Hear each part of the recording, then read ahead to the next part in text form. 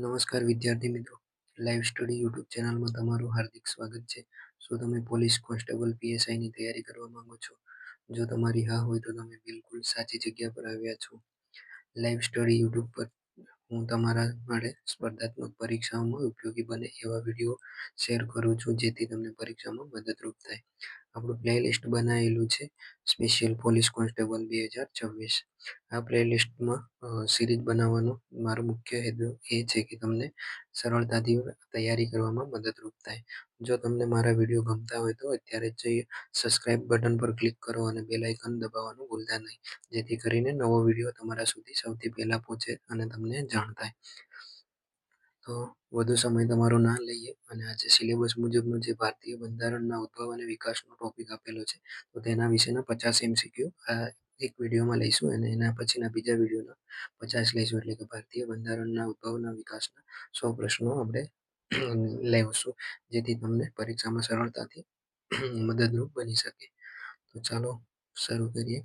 પ્રશ્ન નંબર 1 છે, કયા કાયદા દ્વારા ભારતમાં ઈસ્ટ ઇન્ડિયા કંપનીના શાસન પર બ્રિટિશ સંસદનું પ્રથમવાર નિયંત્રણ આવ્યું?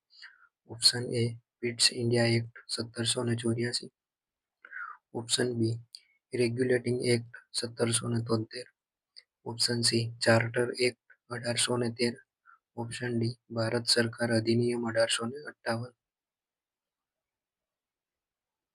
અહીંયા પ્રશ્ન નંબર 1 નો સાચો જવાબ આવે છે option B regulating act 1773.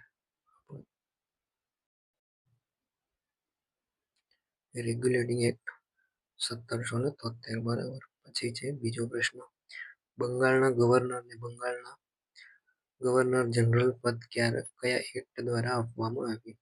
Option A regulating act 1773, option B charter act 1833, option C charter act 1853, option D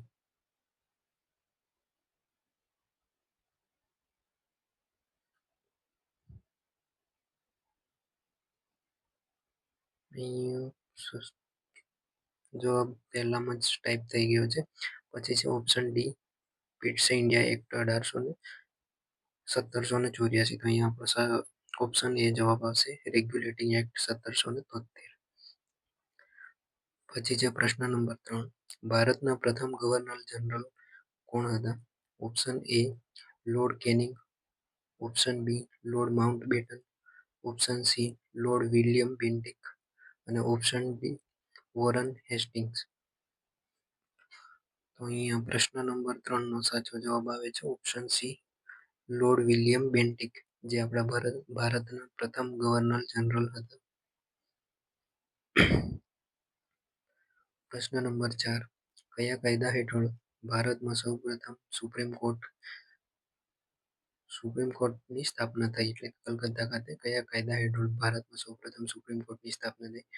option A છે 1773 નો રેગ્યુલેટિંગ એક્ટ, ઓપ્શન બી 1784 નો Pitt's India act, option C 1861 નો ઇન્ડિયન કાઉન્સિલિંગ એક્ટ અને option D 1833 નો charter act. પ્રશ્ન નંબર 4 નો સાચો જવાબ આવે છે ઓપ્શન એ 1773 નો રેગ્યુલેટિંગ એક્ટ. આના એક્ટ દ્વારા ભારતમાં સૌપ્રથમ સુપ્રીમ કોર્ટની સ્થાપના કલકત્તા ખાતે કરવામાં આવી હતી.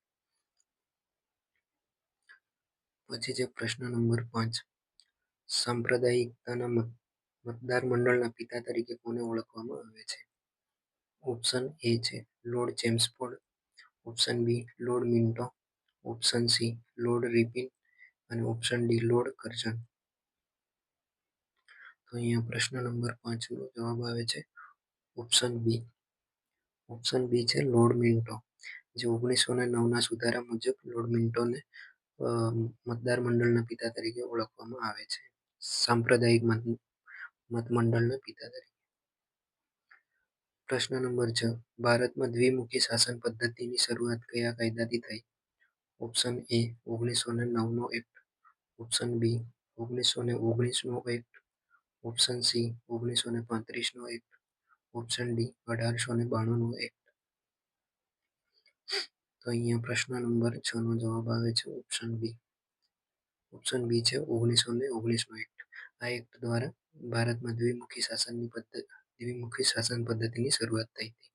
1901નું ભારત સરકાર અધિનિયમ જેને ઓળખવામાં આવે છે. પ્રશ્ન નંબર 7. ભારતીય બંધારણ સભાની રચના કઈ યોજના હેઠળ કરવામાં આવી હતી? ઓપ્શન એ વેવેલ યોજના, option B Cripps mission, option C cabinet mission યોજના અને ઓપ્શન ડી માઉન્ટ બેટન યોજના.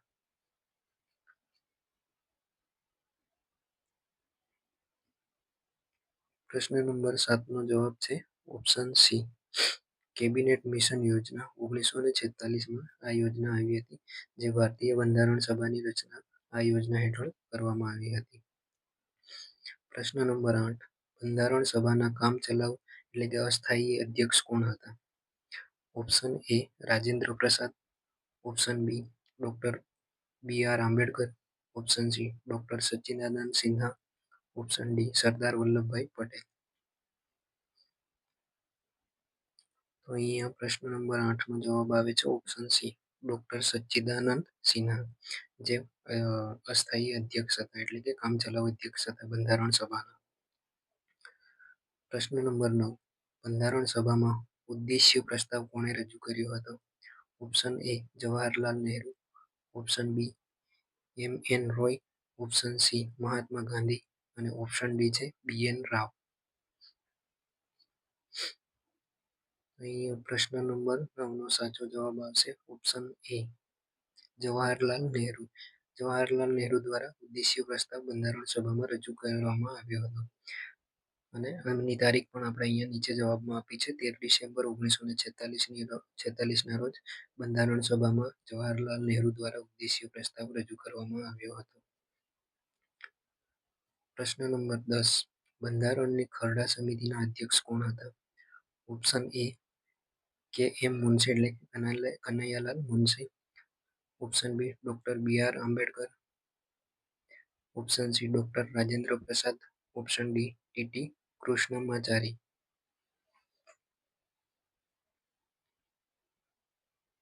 અહીંયા પ્રશ્ન નંબર 10નો જવાબ આવશે option B doctor B R. Ambedkar, જે બંધારણની ખરડા સમિતિના અધ્યક્ષ હતા. પ્રશ્ન નંબર 11. બંધારણ સભાના બંધારણીય સલાહકાર કોણ હતા? Option A B N. Rau, option B H C. Mukherjee, option C Jawaharlal Nehru, option D Vallabhbhai Patel. પ્રશ્ન નંબર 11નો જવાબ છે ઓપ્શન એ બી.એન. રાવ, જે બંધારણ સભાના બંધારણીય સલાહકાર હતા. પ્રશ્ન નંબર 12 છે ભારતીય બંધારણ સ્વીકારતી વખતે તેમાં કેટલા અનુચ્છેદ અને અનુસૂચિઓ હતી? પ્રશ્ન નંબર આપણો 12 છે ભારતીય બંધારણ જ્યારે સ્વીકાર્યું એ વખતે તેમાં કેટલા અનુચ્છેદ અને અનુસૂચિઓ હતી?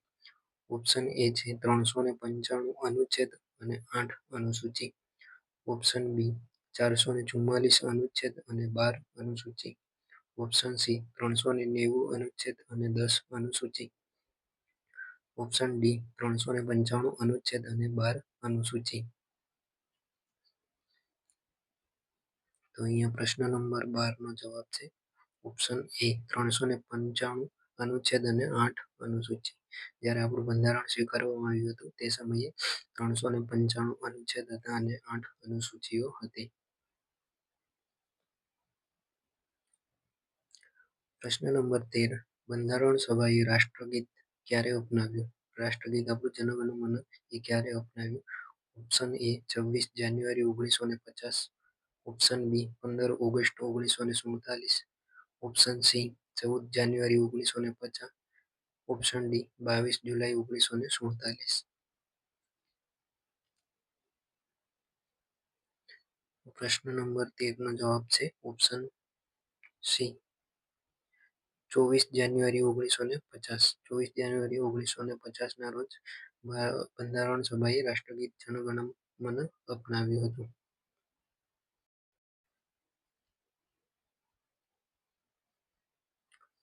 પ્રશ્ન નંબર 14.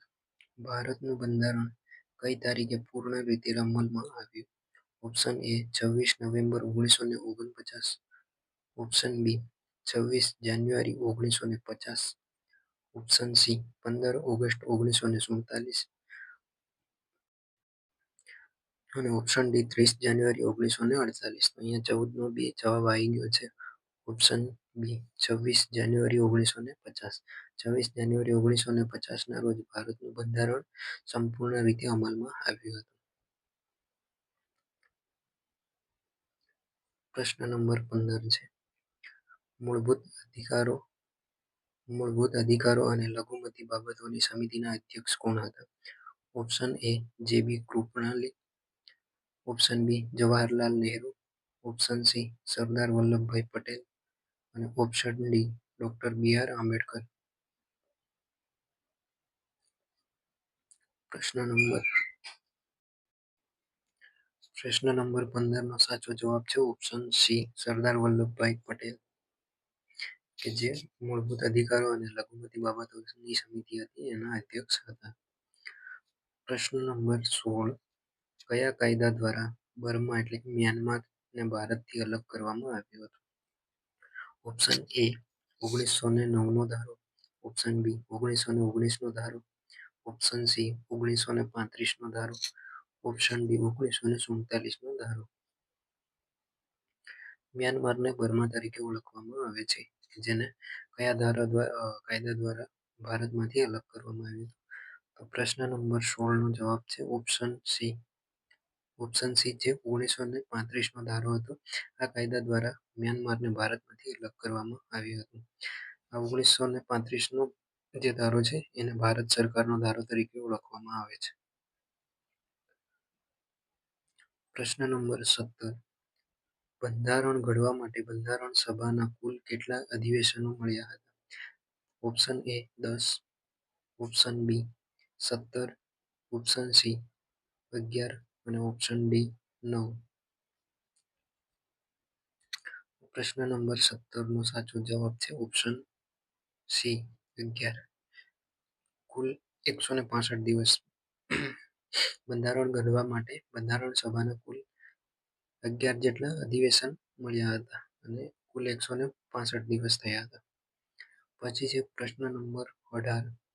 બંધારણ સભામાં મહિલા સભ્યોની સંખ્યા કેટલી હતી?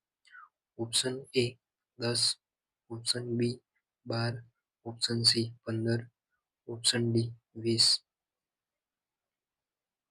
તો અહીંયા પ્રશ્ન નંબર 18નો જવાબ છે ઓપ્શન સી 15. બંધારણ સભામાં મહિલાઓની સંખ્યા 15 જેટલી હતી. પ્રશ્ન નંબર 19. બંધારણ દિવસ તરીકે કયો દિવસ ઉજવવામાં આવે છે? ઓપ્શન એ 26 જાન્યુઆરી, ઓપ્શન બી 15 ઓગસ્ટ, ઓપ્શન સી 26 નવેમ્બર અને option D 2 October.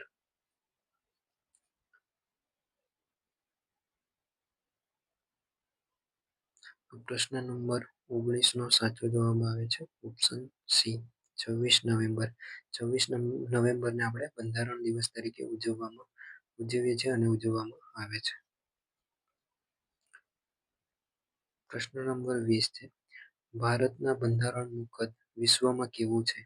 Option A સૌથી નાનું લેખિત બંધારણ, ઓપ્શન બી મધ્યમ કદનું બંધારણ, ઓપ્શન સી સૌથી લાંબુ અને વિગતવાર લેખિત બંધારણ, ઓપ્શન ડી માત્ર અલેખિત પરંપરાઓ. તો પ્રશ્ન નંબર 20નો જવાબ છે ઓપ્શન સી સૌથી લાંબુ અને વિગતવાર લેખિત બંધારણ. આપણું ભારતના બંધારણનું કદ વિશ્વની દ્રષ્ટિએ સૌથી લાંબુ અને વિગતવાર લેખિત બંધારણ ગણાય છે. પછી છે પ્રશ્ન નંબર 21. ભારતના બંધારણીય ઇતિહાસમાં કયો કાયદો મેગ્ના કાર્ટા તરીકે ઓળખાય છે? ઓપ્શન એ 1858નો ઢાંઢેરો, ઓપ્શન બી 1935નો ભારત સરકારનો ધારો, ઓપ્શન સી 1947નો આઝાદીનો ધારો, ઓપ્શન ડી 1773નો રેગ્યુલેટિંગ એક્ટ.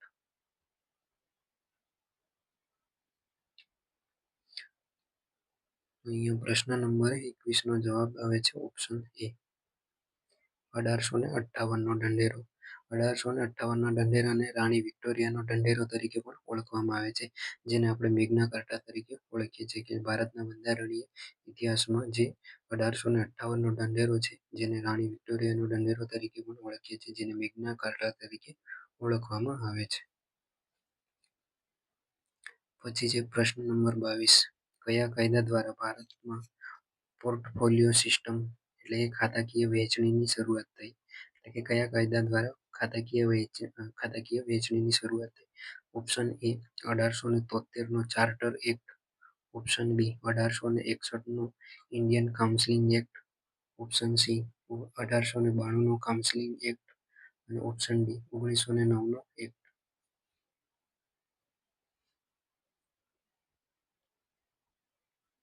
તો અહીંયા પ્રશ્ન નંબર 22 નો જવાબ આવે છે ઓપ્શન બી 1861 નો ઇન્ડિયન કાઉન્સિલ એક્ટ. આ એક્ટ દ્વારા ભારતમાં પોર્ટફોલિયોની સિસ્ટમની શરૂઆત થઈ હતી. એટલે કે ખાતાકીય વહેંચણીની શરૂઆત આ 1861 નો ઇન્ડિયન કાઉન્સિલ એક્ટ આવ્યો એના પછી શરૂઆત થઈ. પ્રશ્ન નંબર 24. બ્રિટિશ ભારતનો પ્રથમ વાઇસરોય કોણ હતો? એટલે કે બ્રિટિશ ભારતનો પ્રથમ વાઇસરોય કોણ હતો? Option A Lord William Bentinck, option B Lord Canning, option C Lord Mountbatten, option D Lord Ripon. તો પ્રશ્ન નંબર 24 નો જવાબ છે option B Lord Canning. Lord Canning એ ભારતનો પ્રથમ વાઇસરોય હતો.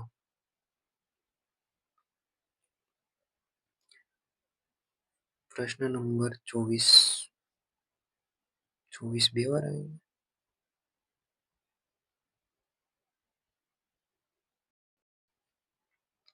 ઓકે. પ્રશ્ન નંબર ડાયરેક્ટ 24 હતો, 22 પછી 23 ટાઈપિંગમાં રહી ગયું છે. 24 એટલે 23 અને હવે ખરેખર 24 નંબરનો પ્રશ્ન આવ્યો છે. 24મો પ્રશ્ન છે કેન્દ્રમાં દ્વિગુહી ધારાસભાની સ્થાપના કયા વર્ષના કાયદાથી થઈ? Option A 1909, option B 1919, option C 1935 અને ઓપ્શન ડી 1947.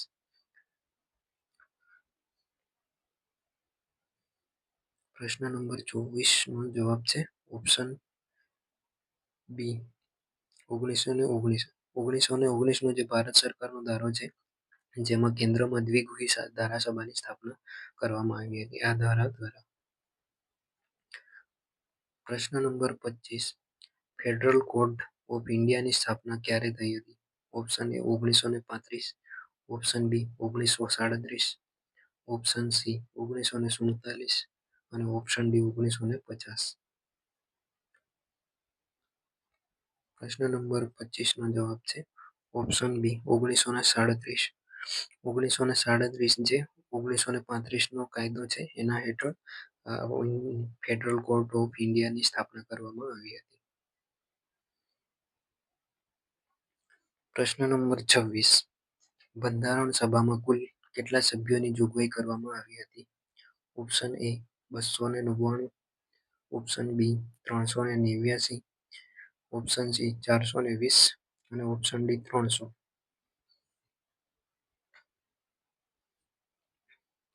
પ્રશ્ન નંબર 26 નો જવાબ છે ઓપ્શન બી 389. 389 કે જે વિભાજન પહેલા બંધારણ સભામાં 389 સભ્યોની જોગવાઈ કરવામાં આવી હતી. પ્રશ્ન નંબર 27. માઉન્ટ બેટન યોજના પછી બંધારણ સભાના સભ્યોની સંખ્યા ઘટીને કેટલી થઈ?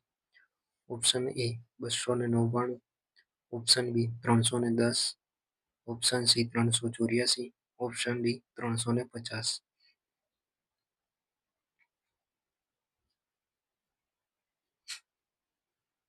પ્રશ્ન નંબર 27 નો જવાબ છે ઓપ્શન એ 299. એટલે કે જેમ માઉન્ટ બેટનની યોજના આવી એના પછી બંધારણ સભાના સભ્યોની સંખ્યા ઘટીને 299 થઈ.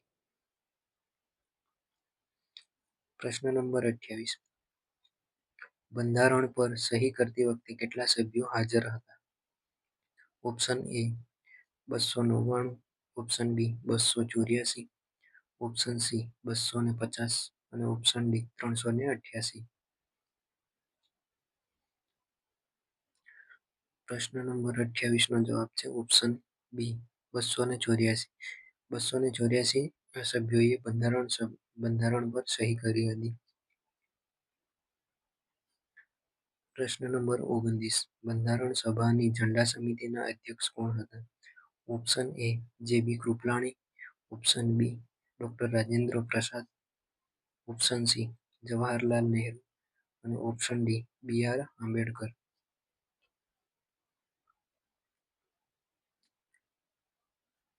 પ્રશ્ન નંબર 29 નો જવાબ છે ઓપ્શન બી ડોક્ટર રાજેન્દ્ર પ્રસાદ, કે જે બંધારણ સભાની ઝંડા સમિતિના અધ્યક્ષ હતા. પ્રશ્ન નંબર 30. પ્રાંતીય બંધારણ સમિતિના અધ્યક્ષ કોણ હતા? Option A Sardar Vallabhbhai Patel, option B Jawaharlal Nehru, option C doctor B R. Ambedkar, option D H C. Mukherjee.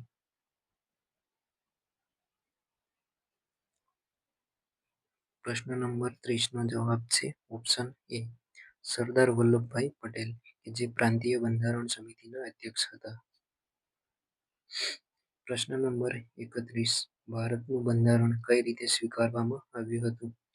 Option A સંસદ દ્વારા, ઓપ્શન બી જનમત સંગ્રહ દ્વારા, ઓપ્શન સી બંધારણ સભા દ્વારા, ઓપ્શન ડી બ્રિટિશ મહારાણી દ્વારા.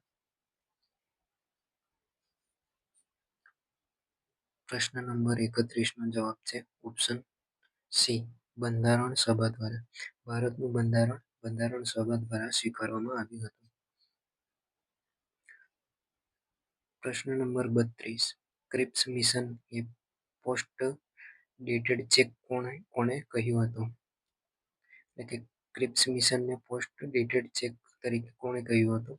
Option A Jawaharlal Nehru, option B Mahatma Gandhi, option C Mohammad Ali Jinnah અને ઓપ્શન ડી સુભાષચંદ્ર બોઝ.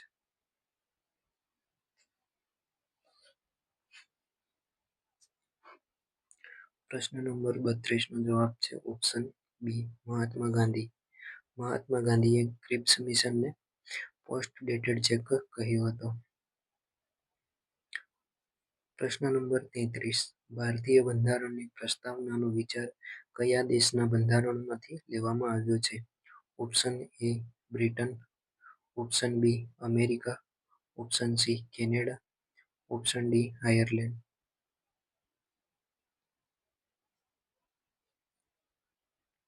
પ્રશ્ન નંબર 33 નો જવાબ છે ઓપ્શન બી અમેરિકા, યુએસએ. ભારતીય બંધારણના પ્રસ્તાવનો વિચાર અમેરિકા દેશના બંધારણમાંથી લેવામાં આવેલો છે. પ્રશ્ન number 34.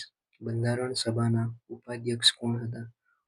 Option A V T. Krishnamachari અને H C. Mukherjee, option B K M. Munshi, option C B N. Rau, option D S P. Mukherjee. પ્રશ્ન નંબર 34 નો જવાબ છે ઓપ્શન એ વી.ટી. કૃષ્ણમાચારી અને એન.જી. મુખર્જી આ બંધારણ સભાના ઉપાધ્યક્ષ હતા. પ્રશ્ન નંબર 35.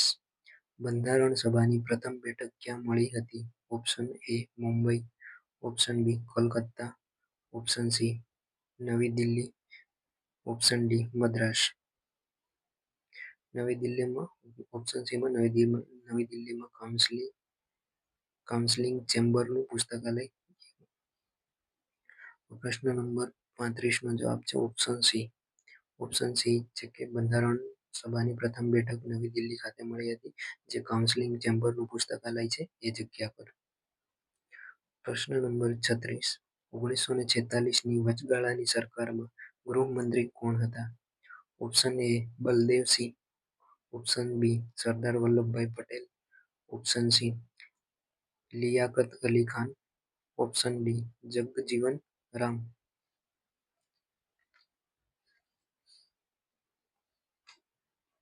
પ્રશ્ન નંબર 36 નો જવાબ છે ઓપ્શન બી સરદાર વલ્લભભાઈ પટેલ, કે જે 1946ની જે વચગાળાની સરકાર બની હતી એના ગૃહમંત્રી હતા.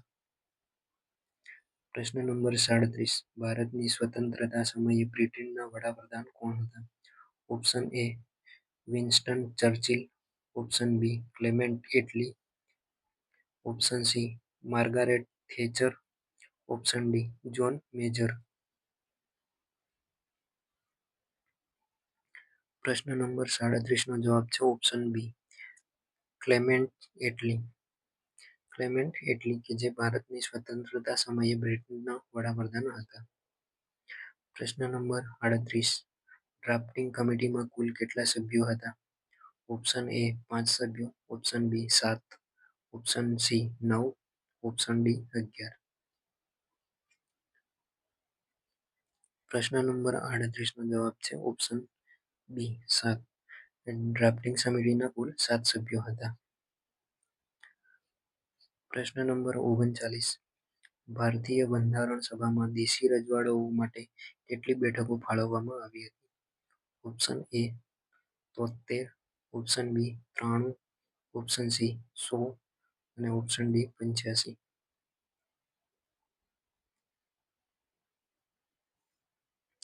પ્રશ્ન નંબર 39 નો જવાબ છે ઓપ્શન બી 93. ભારતીય બંધારણમાં દેશી રજવાડાઓ માટે બંધારણ સભામાં દેશી રજવાડાઓની કુલ 93 જેટલી બેઠકોની ફાળવણી કરવામાં આવી હતી. પ્રશ્ન નંબર 40 26 નવેમ્બર 1949 રોજ બંધારણના કયા વિષયો તુરંત જ અમલમાં આવ્યા હતા? ઓપ્શન એ નાગરિકતા, ઓપ્શન બી ચૂંટણીઓ, ઓપ્શન સી વચગાળાની સંસદ અને ઓપ્શન ડી આપેલ તમામ. પ્રશ્ન નંબર 40 નો જવાબ છે ઓપ્શન ડી આપેલ તમામ. 26 નવેમ્બર 1949 ના રોજ બંધારણના નાગરિકતા, ચૂંટણીઓ, વચગાળાની સંસદ આ તમામ વિષયો પર તરત જ અમલમાં આવ્યા હતા. પ્રશ્ન નંબર 41 બ્રિટિશરો દ્વારા પસાર કરાયેલો કયો એક્ટ ભારત માટેનો અંતિમ કાયદો હતો? ઓપ્શન એ 1935 નો એક્ટ, ઓપ્શન બી 1947 નો Indian independence act, option C 1919 નો એક્ટ, ઓપ્શન ડી 1858 નો એક્ટ.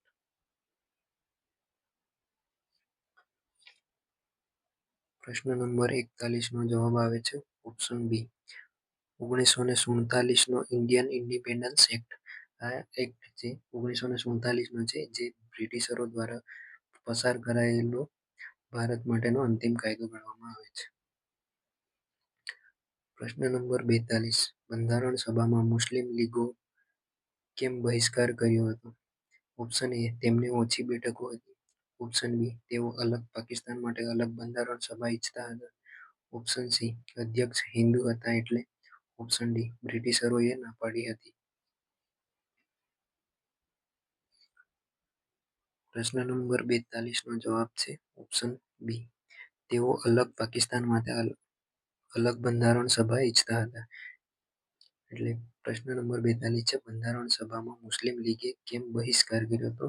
મુસ્લિમ લીગે તેઓ અલગ પાકિસ્તાન માટે અલગ બંધારણ સભા બનાવવા માટે ઈચ્છતા હતા, જેથી કરીને એ લોકોએ બહિષ્કાર કર્યો હતો. પ્રશ્ન નંબર 43 સંઘ શક્તિ સમિતિના અધ્યક્ષ કોણ હતા? Option A Sardar Patel, option B Jawaharlal Nehru, option C B R. Ambedkar અને option D J B. Kripalani. Union powers કમિટીના અધ્યક્ષ કોણ હતા?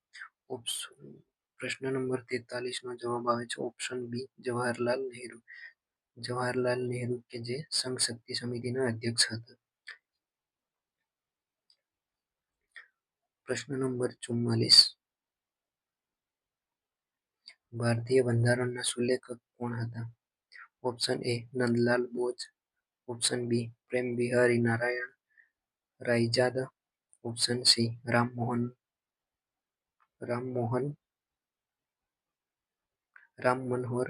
મનોહર સિંહ, ઓપ્શન ડી વસંત કૃષ્ણ વૈદ્ય. પ્રશ્ન નંબર 44 નો જવાબ છે ઓપ્શન બી પ્રેમ બિહારી નારાયણ રાયજાદા જે બંધારણીયના સુલેખક હતા. પ્રશ્ન નંબર 45 બંધારણના પેજ પર કલાત્મક ચિત્રો દોરવાનું કામ કોણે કર્યું હતું? Option A Nandlal Bose, option B Prem Behari Raizada, option C Rabindranath Tagore અને ઓપ્શન ડી એમ.એફ. હુસૈન. પ્રશ્ન નંબર 45 નો જવાબ છે ઓપ્શન એ નંદલાલ બોઝ. નંદલાલ બોઝ દ્વારા બંધારણના પેજ પર કલાત્મક ચિત્રો દોરવાનું કાર્ય કર્યું હતું. પ્રશ્ન નંબર 46 1773ના એક્ટ મુજબ બંગાળના પ્રથમ ગવર્નર જનરલ કોણ હતા? Option A Warren Hasting, option B Robert Clive, option C Lord Cornwallis, option D Lord Wellesley.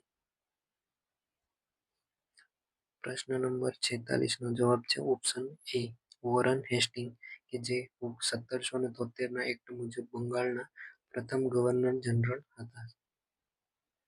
પ્રશ્ન નંબર 47 લોર્ડ મેકોલેએ પ્રશ્ન નંબર 47 લોર્ડ મેકોલેના અધ્યક્ષતામાં કયા કાયદા પંચની સ્થાપના ક્યારે થઈ હતી? ઓપ્શન એ છે 1813, ઓપ્શન બી 1833, ઓપ્શન સી 1853 અને ઓપ્શન ડી 1861. પ્રશ્ન નંબર 47 નો જવાબ છે ઓપ્શન બી 1833. 1833ના સમયે લોર્ડ મેકોલેની અધ્યક્ષતામાં કાયદા પંચની સ્થાપના થઈ હતી. પ્રશ્ન નંબર 48 કયા એક્ટ દ્વારા કંપનીની વ્યાપારી એકાધિકારને સંપૂર્ણપણે સમાપ્ત કરી દેવામાં આવ્યો? ઓપ્શન એ 1813નો ચાર્ટર એક્ટ, ઓપ્શન બી 1833નો ચાર્ટર એક્ટ, ઓપ્શન સી 1853નો ચાર્ટર એક્ટ, ઓપ્શન ડી 1858નો ચાર્ટર એક્ટ. ઓપ્શન ડી છે 1858નો એક્ટ, અહીંયા ચાર્ટર નહીં. પ્રશ્ન નંબર 48 નો જવાબ છે ઓપ્શન બી 1833નો જે ચાર્ટર એક્ટ છે આ એક્ટ દ્વારા કંપનીના વ્યાપારી એકાધિકારને સંપૂર્ણપણે સમાપ્ત કરી દેવામાં આવ્યો હતો. પ્રશ્ન નંબર 49 સનદી સેવાઓ ભારતી માટે ખુલ્લી સ્પર્ધાની શરૂઆત ક્યારે થઈ? Option A 1833, option B 1853, option C 1861 અને ઓપ્શન ડી 1909.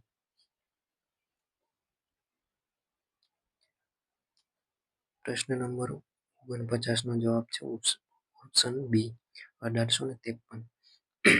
આ સંધિ સેવાઓ ભારતીયો માટે 1853ના ચાર્ટર એક્ટથી ખુલ્લી સ્પર્ધાની શરૂઆત કરવામાં આવી હતી.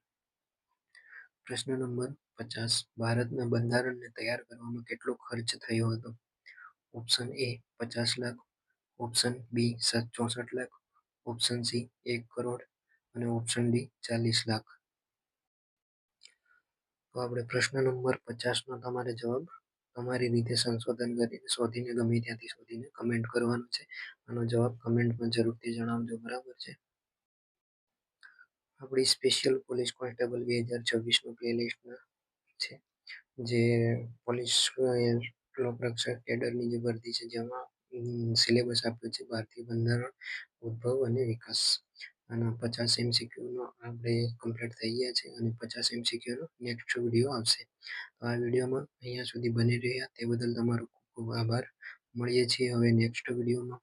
ત્યાં સુધી શીખતા રહો અને આગળ વધતા રહો એવી અપેક્ષાઓ રાખું છું. જય હિન્દ, જય ભારત.